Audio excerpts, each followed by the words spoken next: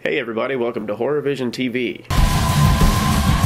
Well, it was October the 30th and my girlfriend Cari and I decided to go see Paranormal Activity 3, and we figured that we would give you guys our initial reaction. Now, the footage really sucks, but we weren't trying to win any awards for cinematography, we'll just say that. What we did want to do is get the quickest possible initial reaction right after having seen the film, and so that's why the immediacy was so necessary. Cari and I were kind of sick and hopped up on cold and flu medications and probably shouldn't have even been out driving around, but we were driving around. We went ahead and did it anyway. It never happened. Back to the point. I'm somehow getting off of the point here. That being said, this is the story of that encounter. We're on our way to the movie theater right now. We're gonna go see Paranormal Activity 3. Paranormal Activity 3. Initial reaction coming up soon. Stay tuned.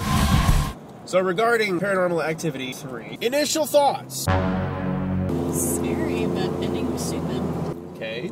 Scary, but she is not satisfied with the ending. Well, they show all the stuff that's in the previews, but apparently wasn't in the movie. I'm like, okay. But I understand that, oh, it's going to be maybe a deleted scene or the extended version. Gotcha. But the way that it ended, it couldn't also end that other way. Seems to be some inconsistency in the story that is advertised in the preview versus the story that actually unfolds on the screen. So it's kind of confusing in a way. You're like, what is the actual story, you know? what it probably did now is it left it open more. If there's going to be Paranormal Activity 4. It did have the trademark stationary Paranormal Activity shots that you've come to expect, with a couple of modifications. I will give you, for part 3, I thought the cameras were better because it was outdated, so you didn't have it where you could go back and forth. It actually he set up suspense.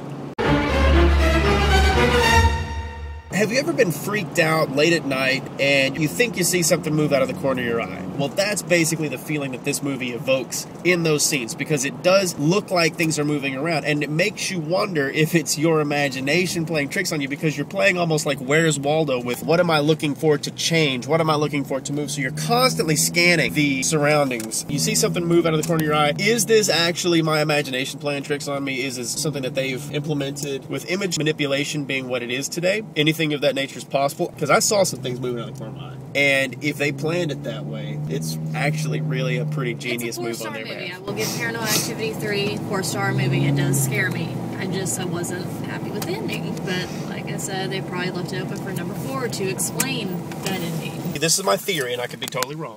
They probably got the approval to go ahead and make another prequel while they were in the production of that movie. And they're like, well, we don't want to blow the whole thing right now. We can't tell the whole story. Well, we've already released these promotional trailers with this character, with this ending and what have you. And they're like, now we've got to stretch it out for another movie. So that's what I think happened. I believe that they have developed a viable subgenre of horror movie, and I'm going to call it the cognitive horror movie, because there was such painfully long moments of suspense at times that you're literally like trying to look around a corner. And it's a two-dimensional screen going on up there, so you're not actually obviously going to be able to see around the corner. However, you are so inclined to do so by the suspense that's created in the moment and by the fight or flight mechanism that you're subjected to throughout the film. Great film for that. So yes, cognitive horror, ladies and gentlemen. You heard it here first. Horror Vision TV. What now? We know our film speech. Go check it out. You haven't heard of cognitive ecological film theory? Well, you better crack some book backs before you get back to us. Break yourself and go study your film theory. I'm not happy with the ending. I am not 100% unhappy with the ending. I understand that it was a different ending than what was promised. It was still a good ending, though. But once again, I do think that they should be honest. What they did is that they're making part 4, which, I'm sorry, sequels are great, but sometimes it's got to come to an end. Just like these stupid Saw movies. I'm like, the first one was okay, and it goes on and on and on. I'm like, the guy's dead. Quit making them. And it's like, oh, the final Saw. And then I was like, oh, just kidding, here's a new Saw. Alright, well, I have been Mark C, and this has been Miss Cari Morbid, the beautiful. Happy Halloween! So join us again next time, right here on Horror Vision TV.